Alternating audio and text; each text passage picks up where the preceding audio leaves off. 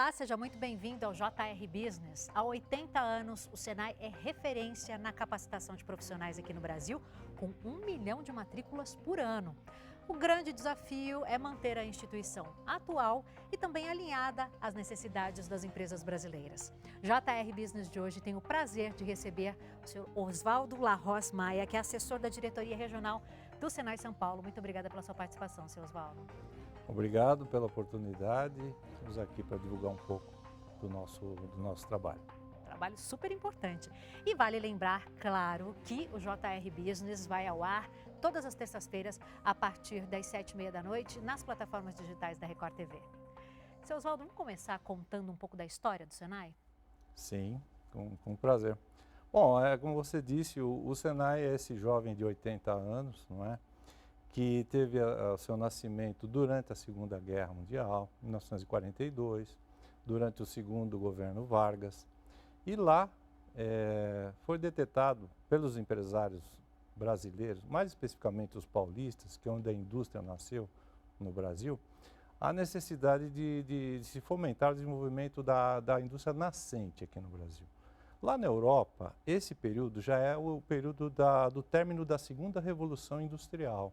Muito se fala de revoluções industriais. Então, para a gente localizar no tempo, lá na Europa, o fim da Segunda Revolução Industrial. Mas aqui, um período ainda em que o Brasil é muito agrícola, um país que vivia exclusivamente da sua agricultura. Bom, alguns empresários visionários detectaram essa necessidade e teve mais um fato interessante que eu acho que vale a pena, Adriana, mencionar. Essa questão do que nós estamos vivendo hoje, por exemplo, da pandemia, que obrigou todo mundo a repensar suas cadeias de fornecimento. Qual foi o grande fato da época? Foi a Segunda Guerra Mundial. O São Paulo, o Brasil, era um amplo importador de bens manufaturados, por exemplo, dos Estados Unidos. Aí, quando os Estados Unidos entrou na guerra, ele cessou a exportação de bens. E, por isso, o Brasil foi obrigado a andar com as próprias pernas. Daí, esse fato acelerou o nascimento do Senai, aqui no Brasil. Existe um Senai em cada estado, mas aqui em São Paulo é com certeza o mais abrangente em termos de atuação industrial. E são quantas escolas e quantas unidades móveis, seu Oswaldo? Nós temos 92 escolas e 78 unidades móveis que cobrem os 645 municípios do estado de São Paulo. Não há um Senai em cada cidade, mas cada escola do Senai tem uma área de abrangência, uma área de atuação. E com isso a gente consegue cobrir todos os municípios, né?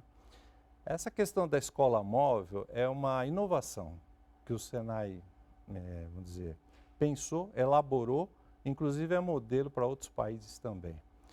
Como fazer o atendimento em cidades onde não há estrutura, onde você não tem uma escola Senai? Então, a ideia da escola móvel é deslocar competência, deslocar professor, deslocar laboratórios até as cidades onde você não tem uma unidade fixa do Senai. Então, nós temos essas unidades móveis que cobrem campos do conhecimento muito interessantes.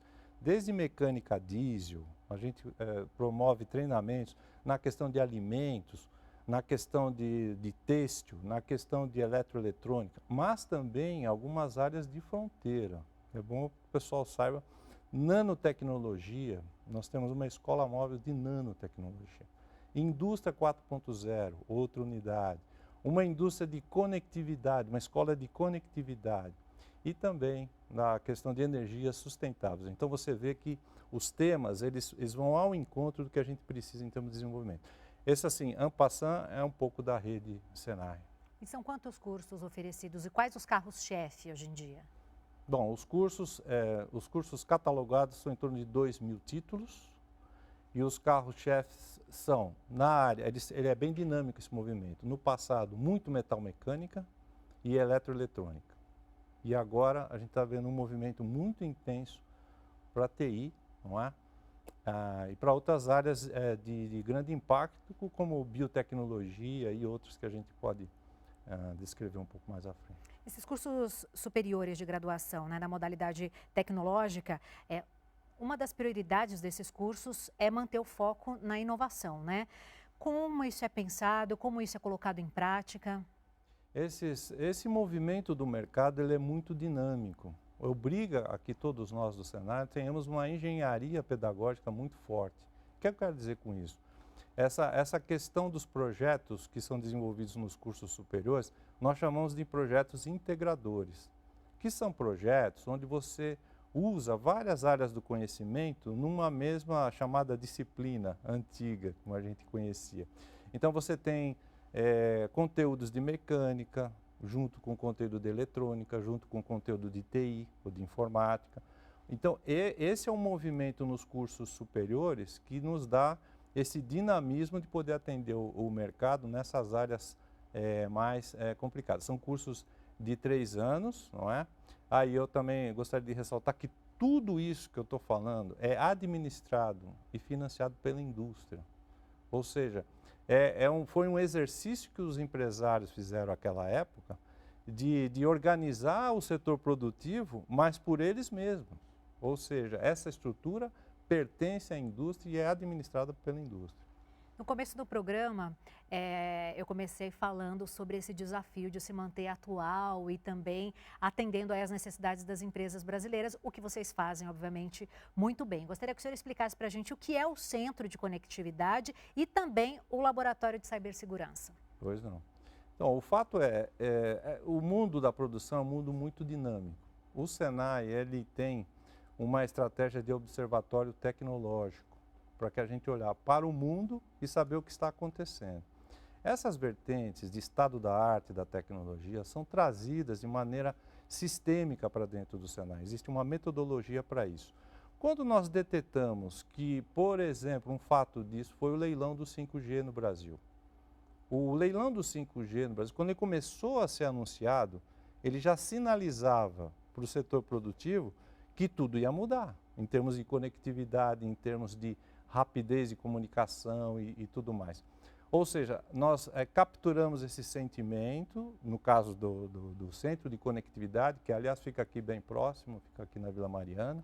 Esse centro ele é especializado tanto em educação como em prestação de serviços na área da conectividade.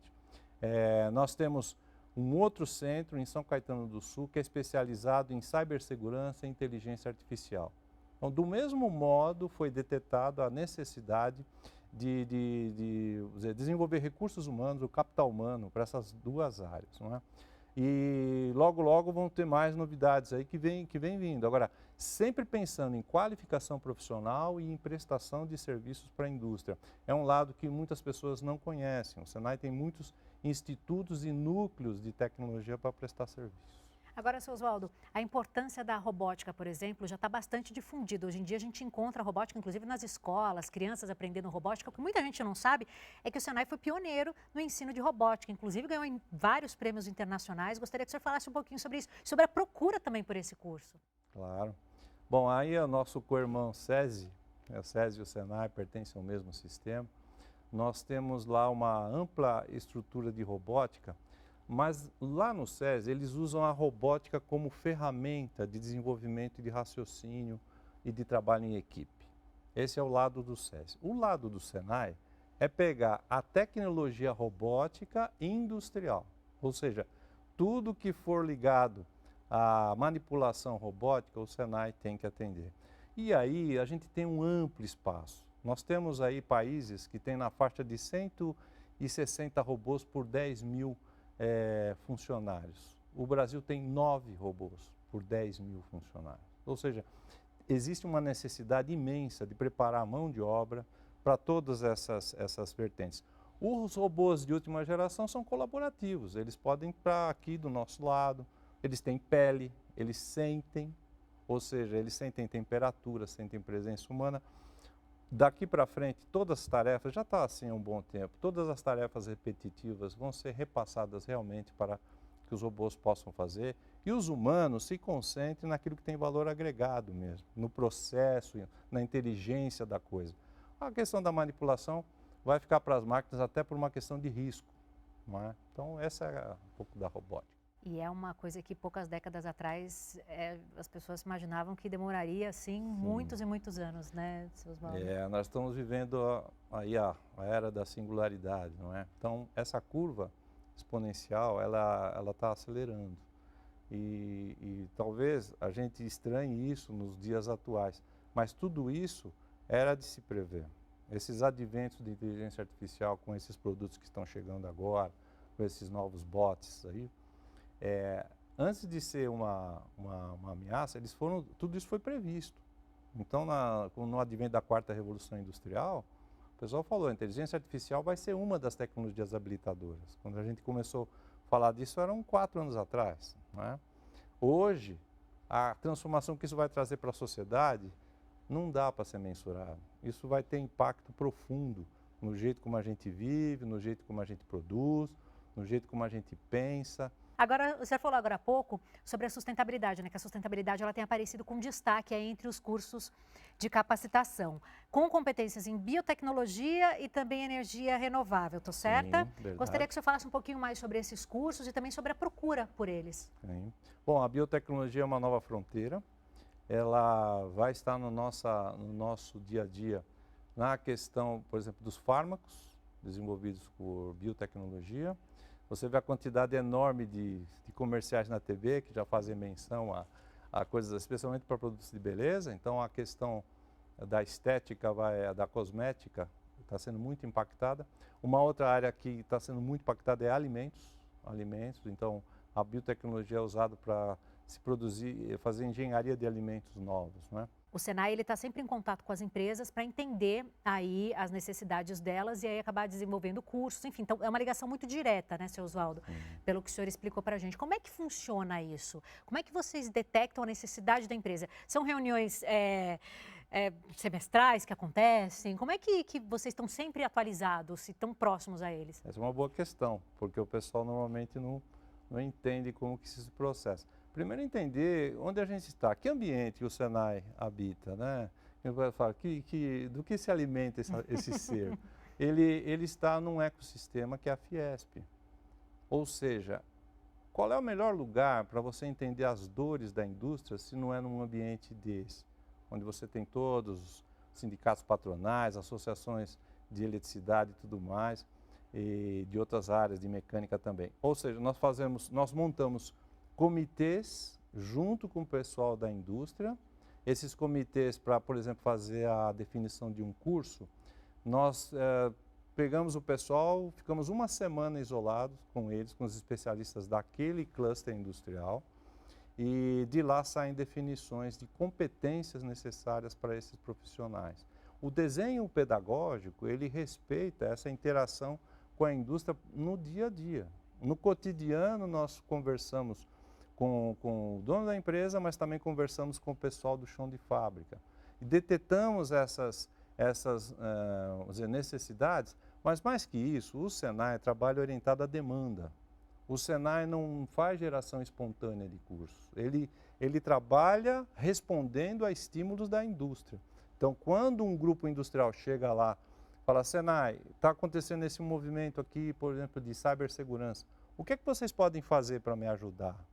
Então, a resposta a isso é uma sistemática, reuniões, seminários, webinars e vai por aí afora.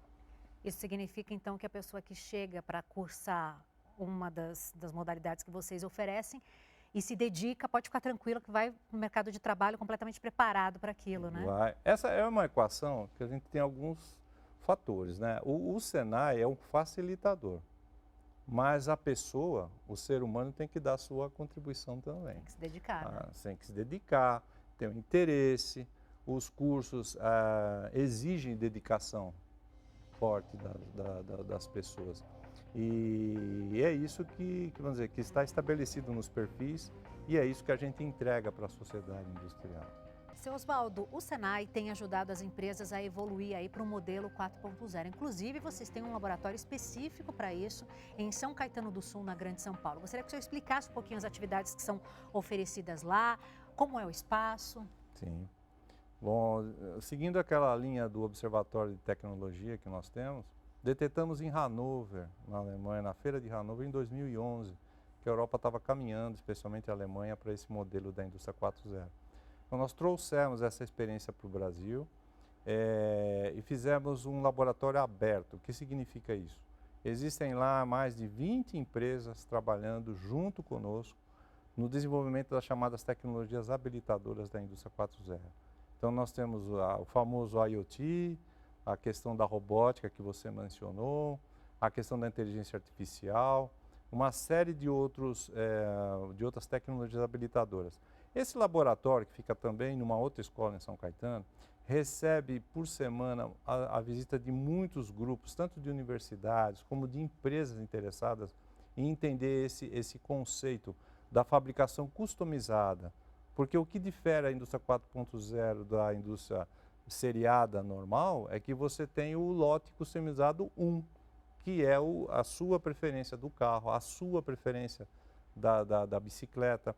Então, a indústria 4.0 é tão dinâmica que ela consegue produzir itens na escala de customização 1. Essa é a grande diferença da indústria 4.0. Obviamente que necessita aí de uma capacitação, o capital humano aí é chave.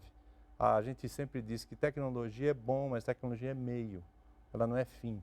Ou seja, o capital humano, e aí o papel do Senai é muito importante, é expor nossos alunos a um ambiente indústria, expor o aluno àquilo que realmente o Brasil está precisando em termos de desenvolvimento, na digitalização, na proteção do dado agora, ultimamente, não é? Na questão específica aí, agora um aspecto muito forte, sustentabilidade, a questão do verde. Eu diria para você que o desafio agora já não é mais a tecnologia embarcada para produzir itens, é como fazer a produção verde, é como fazer esse item que você está produzindo com menos pegada de carbono, com menos energia. Hoje não dá mais para ignorar isso. Não né? dá. Então, essa camada veio e se acoplou na estratégia da indústria 4.0. E agora elas são indissociáveis, ou seja, a indústria precisa produzir direitinho, verde, e se o empresário, nosso parceiro, já tinha dificuldades para conseguir chegar no nível tecnologia, agora tem uma segunda preocupação que o Senai precisa ajudar. O segundo layer, que é trazer os conceitos do verde para dentro da fábrica. Então, aí você pode imaginar a quantidade de desafios que a gente enfrenta, né? E enormes. Muito, muito grande. Agora tem uma ótima notícia, né? Que para quem não está sabendo em casa, a gente vai contar. O Senai São Paulo pretende abrir aí 270 mil vagas na área de tecnologia da informação, né, TI, nos próximos 4 anos, inclusive com parcerias aí com empresas grandes, como o Google, por exemplo. Eu gostaria que o senhor contasse um pouquinho mais disso para a gente. Essa é uma ação muito auspiciosa, é uma coisa que a gente tem muito orgulho de estar fazendo. Porque quando você abre o jornal hoje, ou qualquer revista, você encontra a famosa reclamação. Então, assim, não há profissionais de TI.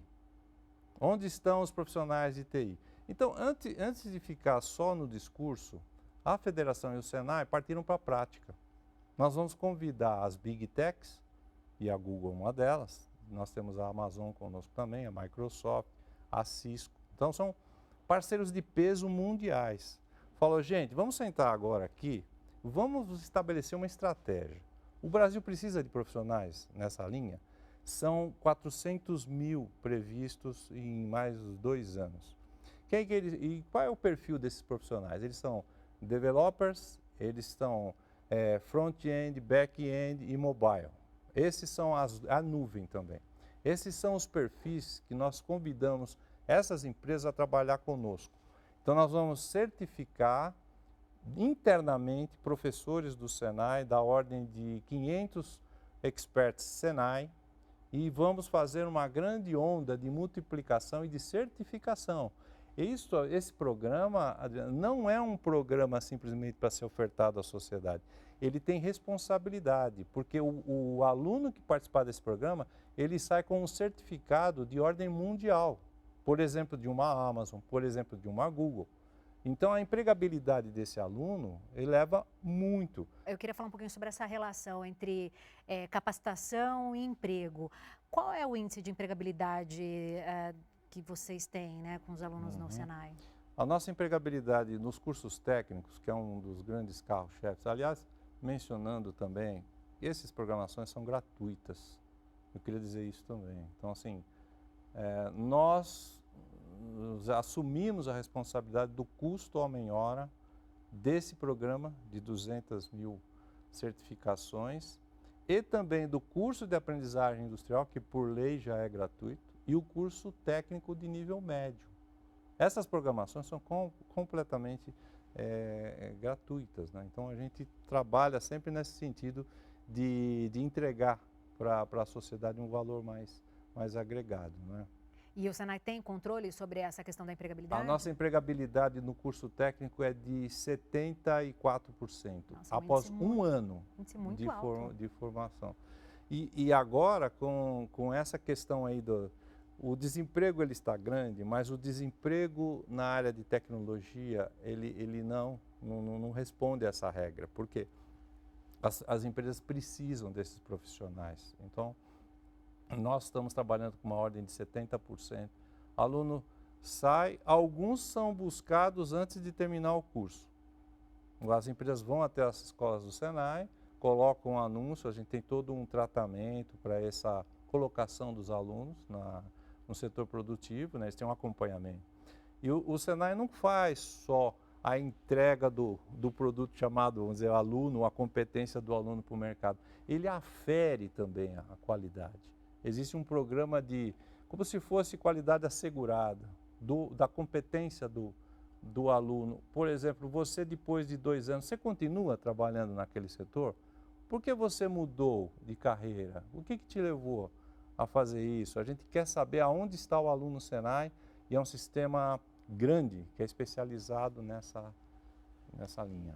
E os cursos atendem pessoas a partir de qual idade, seu Oswaldo? E outra coisa que eu gostaria de saber, existe um processo seletivo? Porque eu imagino que as vagas sejam muito disputadas, né? Sim, cada segmento do Senai tem a sua estratégia. A aprendizagem ela é oferecida gratuitamente para alunos empregados. Esse famoso aprendiz, ele já tem um contrato de trabalho. Então, quando ele vai para o Senai, ele é considerado o aluno empregado. As vagas remanescentes, se porventura houver, são oferecidas à sociedade. Então, esse é o caso da aprendizagem. Não tem um processo seletivo, mas é mais relacionado com a contratação do aluno pela empresa. O curso técnico não, ele é aberto à sociedade. Então, tem um processo seletivo, 60 questões, matemática, ciências naturais e português, e aí a gente vai fazendo a classificação, né, todos.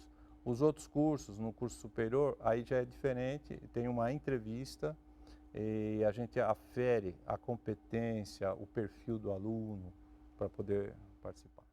Agora, eu gostaria de saber o que é a jornada da transformação digital. O Senai está participando, né? Sim, é um dos pilares que o Senai entendeu junto com a Fiesp para transformar digital as empresas. O nosso universo é de 96% de micro e pequenas empresas. E esse pessoal não tem, às vezes, oportunidade de se digitalizar, vou chamar assim. Pelos estudos da BDI, que é uma organização muito séria, 66% das empresas estão na primeira faixa de alfabetização digital, ou seja, sabem que digitalização é importante, mas não sabem o como. Como eu vou fazer para poder me digitalizar? A jornada, ela é uma resposta a essas empresas de menor porte. São 8 passos, começando sempre com um diagnóstico. Então, há uma busca para entender qual é a sua dor, o que é que está acontecendo com você no setor produtivo. E pequena empresa é complicado, porque ele tem que estar preocupado em pagar as contas. Então, a gente tem que ajudar o empresário. Diagnóstico é o primeiro passo. Depois, nós temos um trabalho junto com o Sebrae, na área de gestão, porque não é só tecnologia que elas precisam de gestão e também precisam de fomento. Elas precisam saber onde estão as linhas de financiamento para esse programa. O terceiro passo fala de eficiência energética, que a gente no Brasil peca muito com eficiência energética, joga muita energia fora. Depois a gente vai para um ambiente de checar qual é o nível de digitalização da empresa, e aí entra a questão do robô, na automação. Depois a gente vai para uma parte que é a integração vertical e horizontal dos sistemas, os famosos ERPs, falando com chão de fábrica, isso é bem complicado. E, por fim, mas não menos importante, a inteligência artificial. Então, a pergunta que se faz assim, por que a inteligência artificial tem que ser, não um privilégio de grandes grupos, mas por que o pequeno não pode ter acesso a ferramentas? Isso vem ao encontro do que a gente já falou sobre essa questão dos bots que estão chegando. Eles estão aí gratuitamente. Então, será que já não chegou a hora também do pequeno usar esse tipo de tecnologia para benefício dele? Então, essa é a jornada. Seu Oswaldo, gostaria de passar mais um tempo aqui conversando com o senhor, é super interessante, eu tenho certeza que quem está em casa também se interessou bastante por tudo que o Senai oferece, mas nosso tempo, infelizmente, se esgotou. Gostaria de agradecer muito a participação do senhor aqui com a gente, por trazer todas essas informações. Com certeza despertou aí o interesse de quem está em casa por participar de algum curso lá no Senai. Eu queria só complementar bem rapidinho, é dizer assim, a importância que o Senai dá também nesses cursos e tudo mais, ao papel da mulher. Nós temos uma importância muito grande em dar oportunidade para as mulheres se desenvolverem também. Esses cursos de desenvolvedores e tudo mais tem uma ampla quantidade e nós incentivamos as meninas, as mulheres a voltar para o mercado de trabalho ou a entrar no mercado de trabalho. Então eu queria só destacar isso. Com essa notícia maravilhosa, importante, fico muito feliz de terminar o programa com ela. Muito Mais obrigado. uma vez, obrigada. Muito obrigado por você. JR Business é o seu espaço para falar sobre negócios e também sobre trajetórias de sucesso. Todas as terças-feiras, a partir das 7h30 da noite, você acompanha um novo episódio pelas plataformas digitais da Record TV. Obrigada pela sua companhia e até a próxima.